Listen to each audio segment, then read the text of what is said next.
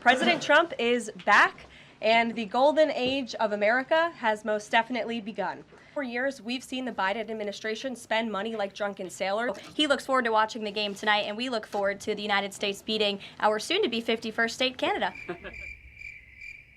How many have a criminal record versus those who are just in the country illegally? All of them, because they illegally broke our nation's laws, and therefore they are criminals as far as this administration goes. I know the last administration didn't see it that way, so it's a big culture shift in our nation to view someone who breaks our immigration laws as a criminal, but that's exactly what they are.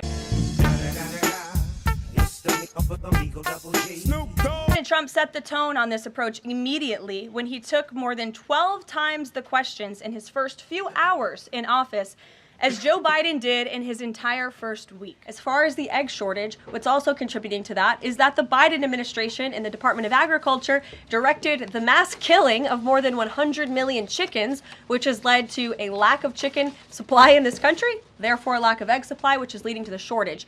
As for the actual receipts, we are happy to provide them, and I actually brought some today. Receipts, motherfucker, fucking receipts! Because all of you know I love to bring the receipts. We have contracts upon contracts that we can send and provide this information to you. Let me be very clear. We are not trying to hide anything. We have been incredibly transparent, and we will continue to be. These are screenshots of contracts that DOJ found across our government. Oh, I love this one. $57,000 for climate change in Sri Lanka. What is this doing to continue the interests of the American people? Absolutely nothing. We will not be deterred from people like you and the press who are clearly adamantly opposed to cutting waste, fraud, and abuse. $32,000 for a transgender comic book in Peru. I don't know about you, but as an American taxpayer, I don't want my dollars going towards this crap, and I know the American people don't either, and that's exactly what Elon Musk has been tasked by President Trump to do, to get the fraud, waste, and abuse out of our country. So you just said what I said is not true. In fact, it was true. That's a suspicion that this administration has, and we're committed to finding out the truth.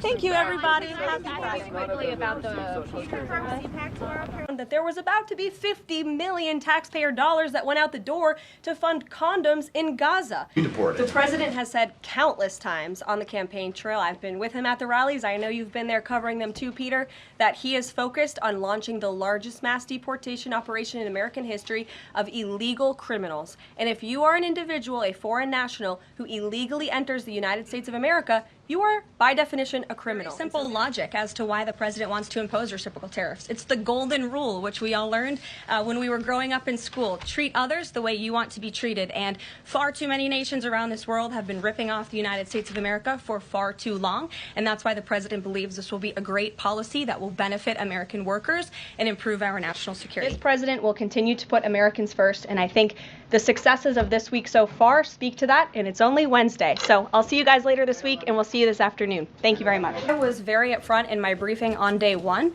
that if we feel that there are lies being pushed by outlets in this room, we are going to hold those lies accountable. And it is a fact that the body of water off the coast of Louisiana is called the Gulf of America. And it's very important to this administration that we get that right, not just for people here at home, but also for the rest of the world. I also would just like to point out that several years ago when I was working in this press shop and President Trump would take to this podium to brief the American people on COVID-19, he suggested that COVID very well may have came from a lab in Wuhan, China. And many members in this very room mocked him for that, said he was spewing conspiracy theories. He was not. We now know that to be the confirmable truth. It took many years for it to come out, but the president was right in this instance again.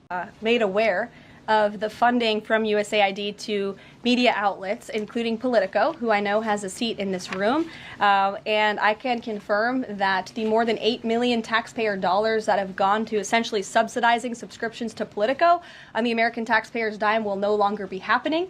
The DOJ team is working on canceling those payments now. We encourage federal workers in this city to accept the very generous offer. If they don't want to show up to the office, if they want to rip the American people off, then they're welcome to take this buyout, and we'll find highly competent individuals who want to fill these roles.